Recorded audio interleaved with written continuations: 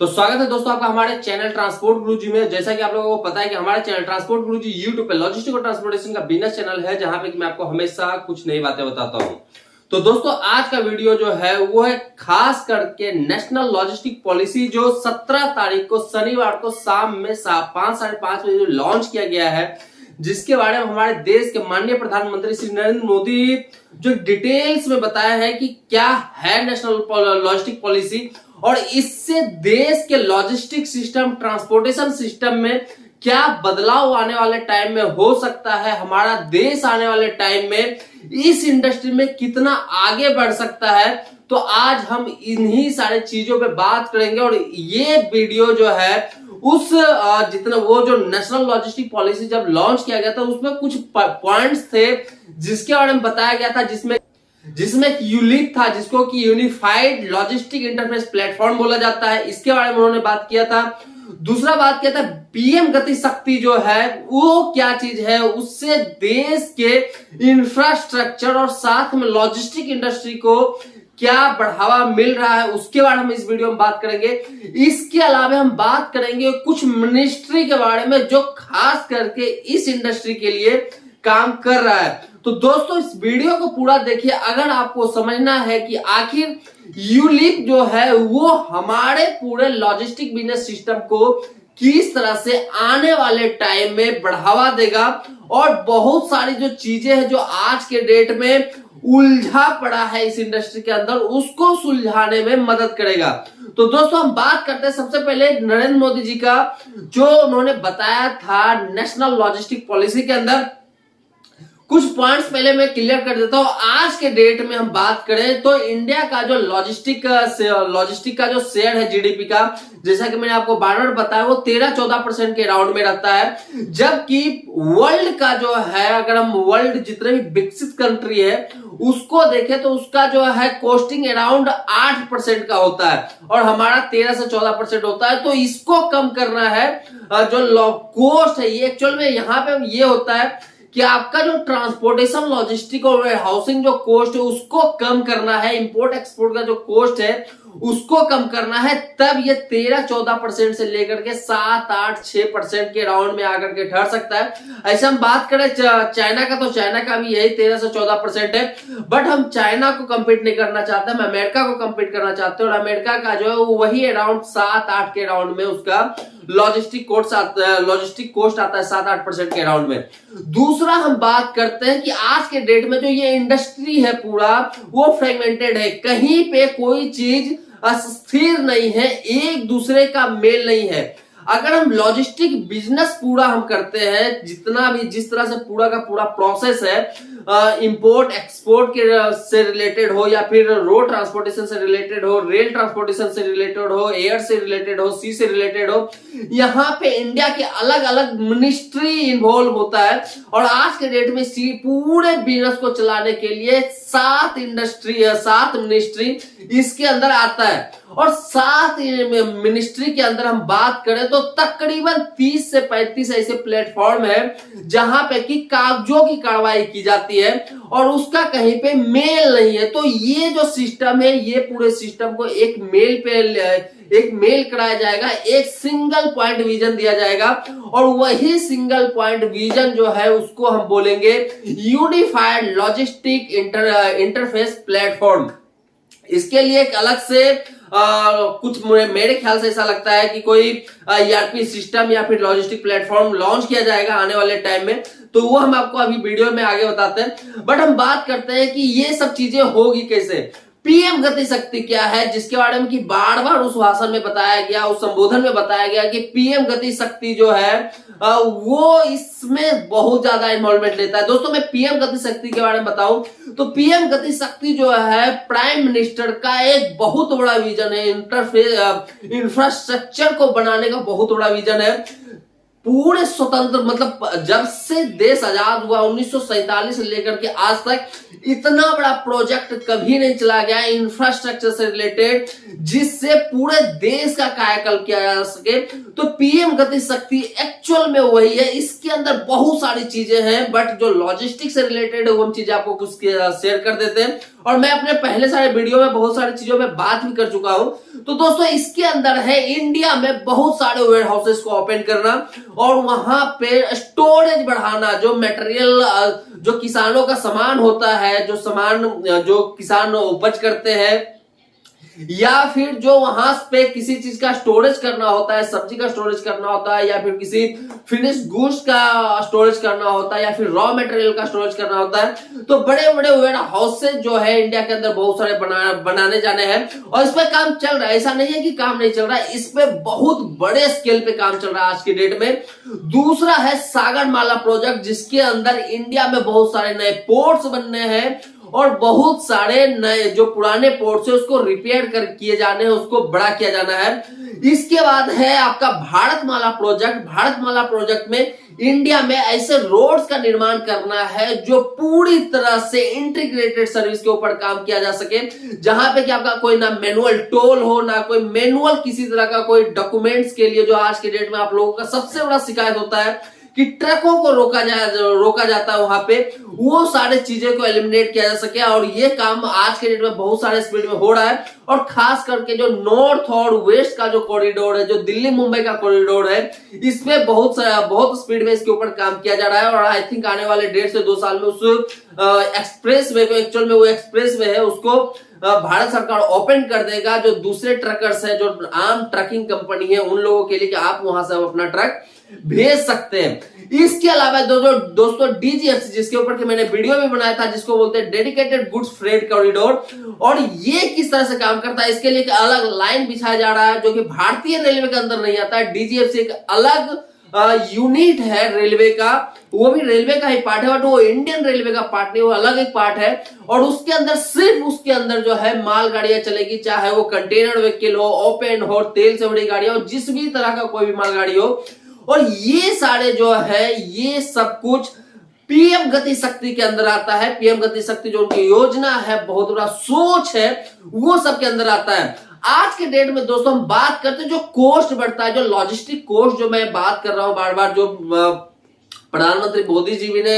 अपने भाषण में बोला, अपने संबोधन में बोला है, और बाकी आप गूगल पे भी सर्च करोगे तो इंडिया में जो कॉस्टिंग है वो बढ़ने का सबसे बड़ा कारण क्या होता है, जो इतना सारा कॉस्ट होता है, इसका सबसे बड़ा कारण होता है कि जब कोई सीप, जो वेसल्स वगैरह होता है, जो इंपोर्ट एक्सपोर्ट के सीप होते हैं, वो जब इंडिया के पोर्ट पे आता है तो उसको अच्छा खासा यहाँ पे वेट करना होता है। इंडिया में जो कंटेनर्स वगैरह आते हैं उसको अच्छा खासा यहाँ पे डिटेंशन देना पड़ता है। दूसरे जो ट्रक्स के लिए आपको 1000 या 1500 रुपए डिटेंशन का चार्ज देना होता है। वहीं पे हम बात करते हैं शिपिंग के लिए जो कंटेनर का यूज होता है, वहां पे 6000 से लेकर के 9000 तक, 10000 तक आपको पर डे का डिटेंशन का चार्ज देना होता है। इसके अलावा हम बात करें जो मालगाड़ी से जो सामान निकलता है उसको कहीं ना कहीं सिग्नल पे रोक दिया जाता है, और उसमें अंदर अगर खराब होने वाला सामान है तो वो अच्छा खासा सामान जो है खराब हो जाता है। समय पे जो मालगाड़ी वगैरह है वो पोर्ट पे नहीं पहुंच पाता है, आईसीडी में नहीं पहुंच पाता है,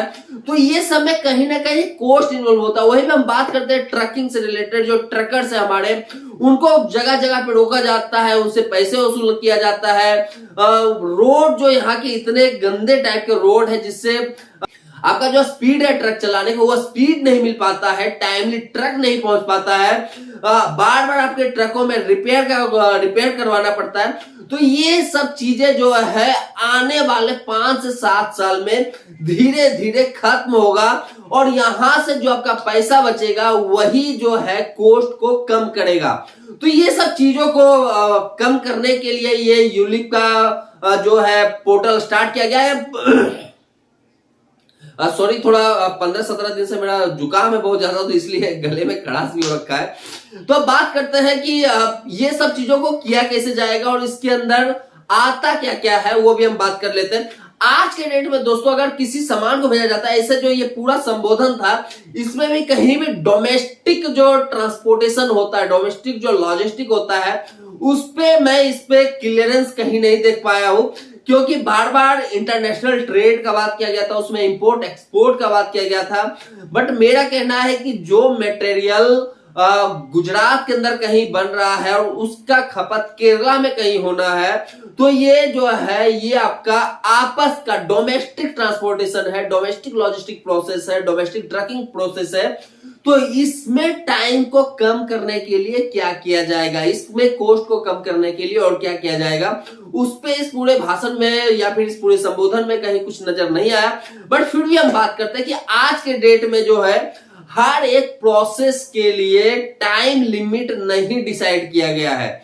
एक कुछ चीजों को हम देख ले, जैसे कि आपका ई-वे बिल होता है जो आप ट्रैकिंग करते हो, इसमें एक टाइम लिमिट दे दिया गया है। बट और भी चीजें हैं, कस्टम क्लियरेंस होता है, पोर्ट वेसल बुकिंग होता है, आपके वेयर हाउस पे स्टोरेज से रिलेटेड होता है। तो किसी भी सामान को भेजने या लाने के लिए उसमें बहुत सारे डॉक्यूमेंट का जरूरत होता है। खास करके अगर हम इंपोर्ट एक्सपोर्ट का बिजनेस करते हैं, किसी सामान को किसी दूसरे देश भेजते हैं या किसी दूसरे देश से अपने देश में सामान को मंगाते हैं, तो वहां पे कोई लिमिट नहीं दिया गया है कि मेरे पास अगर पोर्ट पे कोई सामान पहुंचता है तो उसको क्लियरेंस कितने टाइम में मिलेगा, क्लियरेंस के लिए क्या क्या करना पड़ेगा, क्या एक पोर्टल है जो मुझे ये सब चीजें प्रोवाइड कराएगा, ट्रांसपेरेंसी मुझे कहां से मिलेगा। तो ये सब चीजों की कमी है आज के डेट में, और यूलिप जो है ये यही ट्रांसपेरेंसी लेकर के आएगा कि हर एक चीजें जो है, जो 30 प्लेटफॉर्म में आपको अलग अलग अभी बता रहा था कि इसके अंदर 30 प्लेटफॉर्म अलग अलग काम करते हैं। कोई भी लॉजिक आपका इंपोर्ट एक्सपोर्ट का बिजनेस करना होता है तो वो 30 प्लेटफॉर्म को इंटीग्रेट करके एक प्लेटफॉर्म पे लेकर के आ जाएगा, और कोई जो उस मटेरियल को बना रहा है, जो उस मटेरियल को मंगा रहा है, उस एक प्लेटफॉर्म से देख सकेगा कि उसका मटेरियल का स्टेटस अभी के टाइम पे कहां है। आज के डेट में उसको क्लियरेंस वाले को कॉल करना पड़ता है, सीएचए के पास जाना पड़ता है, आईसीडी से पता करना पड़ता है, पोर्ट से पता करना पड़ता है। तो ये सब चीजों को एलिमिनेट करके एक प्लेटफॉर्म दिया जाएगा जहां पे कि आप सब कुछ देख सकते हो। अगर पोर्ट से निकल करके किसी वेयरहाउस में मटेरियल आ गया है तो आपको ट्रक कहां से मिलेगा, आप उस इंटरफेस से भी ये चीज के बारे में पता कर सकते हो। तो मुझे ऐसा लगता है कि आने वाले टाइम में इसमें क्लियरेंस नहीं है आज के डेट में। ये मेरी अपनी थिंकिंग है कि आने वाले टाइम में कहीं ना कहीं देश के जितने भी ट्रकर्स हैं उसको उस इंटरफेस से जोड़ा जाएगा। ये सिस्टम कैसे काम करेगा या आप इस डायग्राम के जरिए समझिए कि सबसे पहले क्या होता है कि किसी मालिक का जो है, किसी मैन्युफैक्चरर का मटेरियल होता है। तो इस इंटरफेस को आप ध्यान से देखिएगा, ये मटेरियल आपका मैन्युफैक्चर हुआ, अब इसको आपको एक्सपोर्ट करना है दूसरे कंट्री में। तो ये प्रोसेस जो है कैसे कैसे चलेगा, सबसे पहले आपको क्या करना पड़ता है, किसी ट्रकिंग कंपनी से कांटेक्ट करना पड़ता है और आपको उस ट्रकिंग कंपनी के साथ बात करना पड़ता है, उससे कांटेक्ट करके रेट का नेगोशिएट करना पड़ता है। अगर ट्रकर्स को भी इस प्लेटफॉर्म पे लाया जाएगा तो यहां पे आपको रेट भी डिसाइड कर दिया जाएगा, तो वो भी आप इसी प्लेटफॉर्म पे देख सकेंगे। अगर ट्रकर्स को इस पे लेकर के लाया गया, तो अगर नहीं लाया गया तो सिंपली जो प्रोसेस है वो क्या होगा कि आपका अपना प्रोडक्ट है उसको आपको क्लियरेंस के लिए सीएचए के पास भेजना है। तो सीएचए का जो वहां पे प्लेटफॉर्म होगा वो उसका अपना प्लेटफॉर्म होगा, और उस प्लेटफॉर्म पे वो उसका क्लियरेंस होगा, टर्मिनल से रिलेटेड चीजें होगी और भी बाकी सारी चीजें होगी, वो सब कुछ आपको दिया जाएगा। इसके अलावा फिर जब वो मटेरियल वहां से निकलता है, जब वो शिप वहां से निकलता है, तो वहां से उसको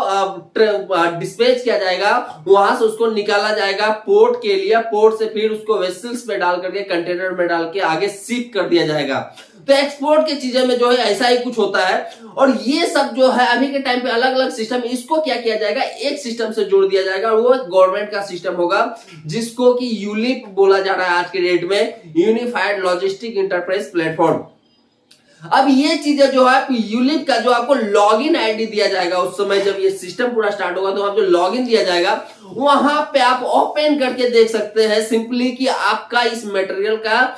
स्टेटस आज के डेट में क्या है, अभी के टाइम पे क्या है, क्या चल रहा है, वहां पे क्या क्या चीजें जो है कंप्लीट हो चुकी है। अब ये जो चीजें है, ये जो प्रोसेस में बताया हूं, इस पे वो 30 अलग अलग प्लेटफॉर्म आकर के इंटीग्रेट होगा। जैसे जो कुछ चीजें जो है मैं आपको क्लियर कर देता हूं कि जैसे 30 जो प्लेटफॉर्म में बताया हूं कि अलग अलग चीजें, इसमें 7 मिनिस्ट्री का ऐड होता है, उसमें से 12 जो है आज के टाइम में डिजिटल कर दिया गया है। वो भी मैं आपको यहाँ पे डायग्राम पे दिखा रहा हूं कि जैसे परिवहन हुआ, ट्रक से रिलेटेड हुआ, परिवहन के थ्रू आपको डेटा वहां से मिलेगा, ई सारथी के थ्रू डेटा मिलेगा, फास्टैग के थ्रू भी आपको डेटा मिलेगा, यहाँ पे आपको ई वे बिल पोर्टल के थ्रू डेटा मिलेगा, यहाँ पे आपको जो ई इनवॉइसिंग आज के डेट में किया गया है उसके थ्रू डेटा मिलेगा। तो ये सब जो कुछ प्लेटफॉर्म्स है जहां पे कि डिजिटलाइज कर दिया गया है, और आज के डेट में अगर आपको चेक करना होता तो वो सारे प्लेटफॉर्म को अलग अलग आप ओपन करते हो, बट जब ये प्लेटफॉर्म को तैयार कर दिया जाएगा गवर्नमेंट के द्वारा,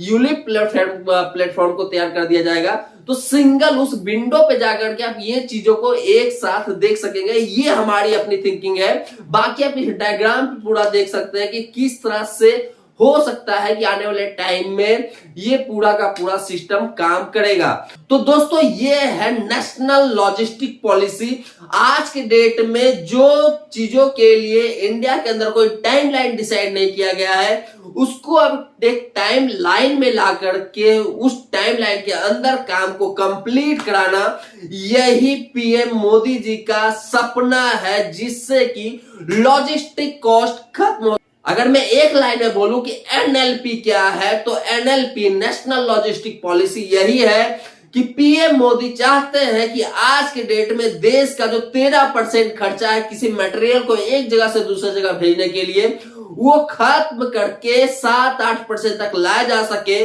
और इसके लिए नए नए रूल रेगुलेशंस, नए नए टाइमलाइन डिसाइड किया जा सके, जिसके तहत आप उस काम को पूरा करके और उस टाइम लिमिट में पूरा करके आप अपने एक्स्ट्रा खर्चे को बचा सको। वही एक्स्ट्रा खर्चे जो है इस कॉस्ट को कम करेगा। तो एक सिंपल लाइन में यही है आपका एनएलपी। तो दोस्तों ये था नेशनल लॉजिस्टिक पॉलिसी। मैंने आपको यहाँ पे डायग्राम में भी दिखाया है, अगर समझ ना आए तो इस डायग्राम को फिर से देखिए, इसको फिर से समझिए। मैं मिलता हूं अपने नए वीडियो में फिर से कुछ नए के साथ, तब तक के लिए धन्यवाद।